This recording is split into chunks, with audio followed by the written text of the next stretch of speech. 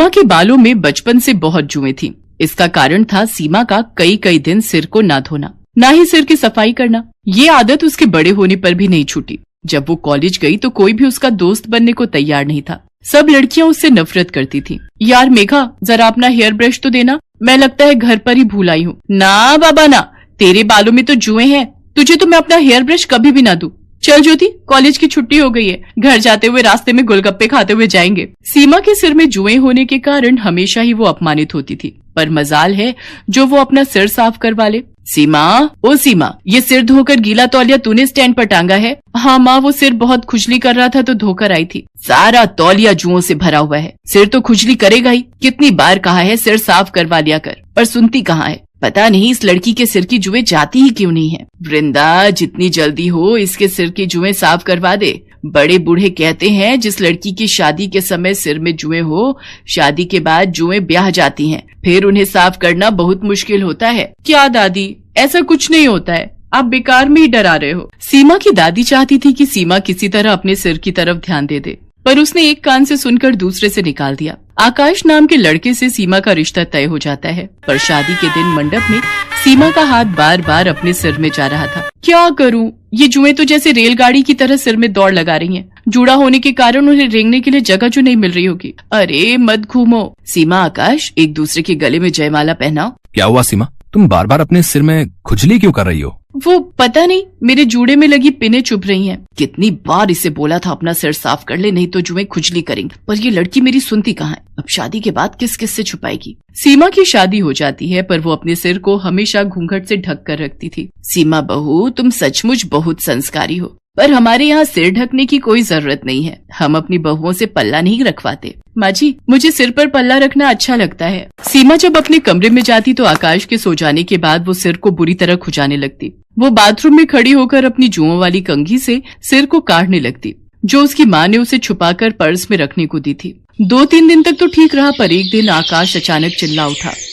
माँ, मेरे सिर में बहुत खुजली हो रही है, लगता है कोई कीड़ा काट रहा है। क्या कीड़ा? जरा अपना सिर तो दिखा। हे भगवान आकाश, तेरे सिर में 2 जुएं चल रही हैं। जुएं? ऐसा कैसे हो सकता है माँ? हमारे घर में तो किसी को भी जुएं नहीं है। माँ, आपके बालों में भी एक जूं चल रही है, वो आपके सफेद बालों में साफ दिखाई दे रही है। क्या? पकड़ तो जरा। आकाश और उसकी माँ के सिर में भी जुएं पड़ जाती हैं। उस दिन तो बात छुप जाती है, पर एक दिन घर में कीर्तन हो रहा था। सब लोग उसमें ध्यान लगाए बैठे थे। सीमा ने डर के मारे सिर पर घूंघट डाले रखा, पर सबके बीच सीमा के सिर से साड़ी का घूंघट नीचे गिर जाता है। तभी एक पड़ोसन की नजर सीमा के सिर पर जाती है। हे भगवान सुषमा, तुम्हारी बहू के सिर में कितनी जुएं हैं। छी छी छी छी छी छी। राम राम राम, जुएं वाली बहू है सुषमा की। खबरदार जो मेरी बहू के खिलाफ एक लफ्ज भी बोला। अरे हो जाती हैं जुएं किसी न किसी के सिर में, पर इनसे छुटकारा भी तो पाया जा सकता है। तुम्हारी बहू बेटियों के सिर में कभी जुएं नहीं पड़ी, जो तुम मेरी बहू के पीछे पड़ गई हो। माँ जी कितनी अच्छी है जो मुझे सपोर्ट कर रही हैं। कहीं ना कहीं गलती तो मेरी ही है। अगर आज मैं अपना सिर साफ रखती तो मेरे सिर में जुएं ना होती, तो माँ जी को यूं अपमान न झेलना पड़ता। मैं जुओं का इलाज करूंगी, अपने सिर को बिल्कुल साफ रखूंगी। मैं माँ जी को निराश नहीं होने दूंगी। अगले दिन ही सीमा एक अच्छे स्किन के डॉक्टर से मिली और कुछ खाने और लगाने की अच्छी दवाइयाँ लिखवाकर उसने अपना ट्रीटमेंट शुरू किया। रेगुलर इलाज करने से धीरे धीरे सीमा के सिर की जुएं कम होने लगी, और एक दिन ऐसा आया जब उसके सिर में एक भी जू नहीं थी। उसका पूरा सिर साफ हो चुका था। थैंक यू डॉक्टर, आज आपके कारण मुझे अपने सिर की जुओं से छुटकारा मिल गया। सचमुच मेरा तो बहुत सिर दर्द रहता था, हर समय बेचैनी होती थी। सीमा बहुत खुश थी। आज उसने अपने सिर को घूंघट से नहीं ढका था। वो सम्मान से अपने साफ और सुंदर बाल खोलकर बेझिझक घूम सकती थी। ये देखकर सीमा की सास और आकाश बहुत खुश थे। सीमा की माँ और दादी को जब ये बात पता चलती है तो वो भी चैन की सांस लेते हैं कि आखिर सीमा ने अपने सिर की देखभाल के बारे में सोचकर हमेशा के लिए जुओं से छुटकारा पा लिया।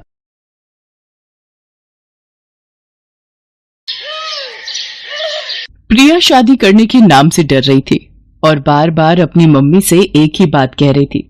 मम्मी, यहाँ मायके में तो आपने ये बात सबसे छुपा ली और मेरी कभी भी इंसल्ट नहीं होने दी, पर ससुराल में ये बात किसी को भी पता चल गई तो आप जानते हो ना मम्मी, वहां मेरा कितना अपमान होगा। जब मेरी सास और पति को ये पता चलेगा कि मैं रात में सोते वक्त बेड पर सुसु करती हूँ, जो कि मेरे कंट्रोल से बिल्कुल बाहर है। प्रिया बेटा, मैंने तेरी दवाइयां सूटकेस में रख दी हैं, तूने समय पर लेती रहना। तू घबरा मत, डॉक्टर ने भी तो यही बोला है ना कि तुम्हें तनाव बिल्कुल भी नहीं लेना है और रात को सोने से पहले सुसु करके सोना, तो तुम्हें ही परेशानी नहीं होगी। अपने खाने पीने का ध्यान रखना और सोते समय अपने मोबाइल में आधी रात का अलार्म भी लगा लेना, जैसे यहाँ लगाकर सोती हो। प्रिया उस वक्त माँ की बात को सुन लेती है, पर उसके मन में इस बात को लेकर बहुत डर और घबराहट पैदा हो रही थी। कुछ दिनों बाद प्रिया की शादी हो जाती है और वो अपने ससुराल आ जाती है। कुछ दिन तक प्रिया अपने फोन में अलार्म लगाकर सोती है, तो सब कुछ ठीक चल रहा था। पर एक दिन प्रिया, अचानक मुझे ऑफिस के काम से बाहर जाना पड़ रहा है, पर मैं 2 दिन में वापस आ जाऊंगा। तुम इस बात को लेकर मेरे से नाराज तो नहीं हो ना? नहीं नहीं, मैं भला क्यों नाराज होने लगी। आपका काम पहले है, आप अच्छे से काम करके लौटना। अरे रवि बेटा, तू चिंता क्यों करता है, मैं हूं ना बहू का ख्याल रखने के लिए। हम दोनों सास बहू खूब मजे करेंगे। रवि काम से बाहर चला जाता है। उसी रात, प्रिया बेटा ये देख, मैंने हम दोनों के लिए कितनी बढ़िया वाली आइसक्रीम मंगवाई है, हम दोनों मिलकर खाते हैं। पर मैं तो आइसक्रीम खाती ही नहीं हूँ, क्योंकि ठंडी चीजें खाने से मुझे और ज्यादा सुसु आता है। पर माँ जी को मना कैसे करूं, उन्हें बुरा लगेगा। मुझे आइसक्रीम खानी पड़ेगी। है ना कितनी बढ़िया वाली आइसक्रीम, हमारे यहाँ की मशहूर आइसक्रीम है। एक काम करो, जब तक रवि वापस नहीं लौटता, हम दोनों सास बहू एक ही कमरे में सो जाती हैं। रात को सोते समय गप्पे मारेंगे। जी जी ठीक है माँ जी, जैसा आप कहें। अब क्या करूं, मुझे माँ जी के साथ सोना पड़ेगा। कहीं रात में मेरा सूसू निकल गया तो मेरी तो सारी सच्चाई माँ जी और रवि के सामने आ जाएगी। उस रात प्रिया 2 बार अलार्म लगाकर सोई थी, इसलिए वो रात में 2 बार बाथरूम हो आई थी। पर चिंता और डर से वो पूरी रात सो नहीं पाई थी। वो रात तो जैसे तैसे कट गई। अगली रात जब प्रिया अपनी सास के साथ सोई तो उसका फोन चार्ज नहीं था। इस वजह से उसकी बैटरी खत्म हो गई और फोन स्विच ऑफ हो गया। प्रिया गहरी नींद में थी, तो उसे पता ही नहीं चला कि उसे रात में उठकर बाथरूम जाना है। अगली सुबह जब प्रिया सोकर उठती है, उसका पूरा बिस्तर गीला था। घबराहट से उसके पसीने छूटने लगते हैं। प्रिया की सास ये सब देख लेती है और गुस्से में प्रिया पर चिल्ला पड़ती है। इतनी देर में रवि भी वापस आ जाता है। रवि बेटा, हम बेड पर सूसू करने वाली बहू ले आए हैं। मुझे तो सचमुच इसे अपनी बहू कहते हुए शर्म आ रही है। दुनियादारी और समाज में किसी को भी पता चल गया तो सब लोग हम पर हंसेंगे। अब मैं इसका क्या करूं? इसके माँ बाप ने भी हमसे इस बात को छुपाया, और तो और इसने भी हमसे इतनी बड़ी बात छुपाई। मुझे तो कुछ समझ में नहीं आ रहा है। मैं तो कहती हूँ इसे अभी के अभी इसके माँ के घर भेज दे। अब तू ही इससे बात कर। माँ, मैं ये बात जानता हूँ। मुझे पता है कि प्रिया को रात में बेड पर सूसू करने की आदत है। क्या तू ये बात जानता है और तूने ये बात मुझसे छुपाई? आते ही बीवी का गुलाम हो गया।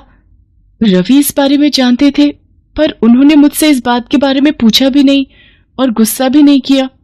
पर रवि को ये बात कैसे पता चली? मैं तो रोजाना अलार्म लगाकर सोती हूँ। माँ, ये बात मुझे उस दिन पता चली जिस रात प्रिया बहुत गहरी नींद में थी। अलार्म मैंने ही बंद किया था। तब मैंने देखा प्रिया के आसपास बिस्तर गीला हो रहा था। मैं उसी वक्त समझ गया था। प्रिया, तुम्हें याद होगा जब उस दिन तुमने मेरे उठते से ही बेडशीट चेंज कर दी थी ताकि मुझे पता ना चले। माँ, प्रिया की नजर से सोचो, वो खुद इस आदत से कितनी शर्मसार होती होगी। शायद ये कई रातें सो भी नहीं पाई है। माँ, आप जानती हो इस आदत की सबसे बड़ी वजह तनाव है। आप तो खुद कहती हो किसी भी बीमारी की सबसे बड़ी वजह चिंता होती है। और माँ, हम कितनी बीमारियों का शिकार होते हैं, पर उन्हें ठीक करने के लिए इलाज के साथ साथ हमें अपनों के सहयोग की भी तो जरूरत होती है। तभी तो हम बीमारी से लड़कर ठीक हो पाते हैं। माँ, इस वक्त प्रिया जिस जगह खड़ी है शायद हम दोनों उसका अंदाजा भी नहीं लगा सकते। इस वक्त प्रिया को हम दोनों के सहयोग की बहुत जरूरत है। अच्छा माँ, एक बात बताओ, अगर यही आदत मुझ में होती तो फिर तुम क्या करती? मेरे ठीक होने में मेरी मदद करती या फिर मुझ पर गुस्सा करके मुझे घर से निकाल देती? माँ, अगर आप प्रिया को इस घर में नहीं रख सकती तो मैं प्रिया को लेकर कहीं और चला जाऊंगा। रवि की बातों को सुनकर प्रिया की आंखों में आंसू भर आते हैं और वो रो पड़ती है। सचमुच रवि एक अच्छा पति होने के साथ साथ एक अच्छा इंसान भी था। मुझे माफ कर दे बेटा, तू ये घर छोड़कर चला जाएगा तो मैं किसके सहारे रहूंगी? मुझसे बहुत बड़ी गलती हो गई प्रिया बहू, मुझे माफ कर दो। मुझे तुम्हें समझना चाहिए था न कि तुम्हारी कमी को ढूंढना चाहिए था।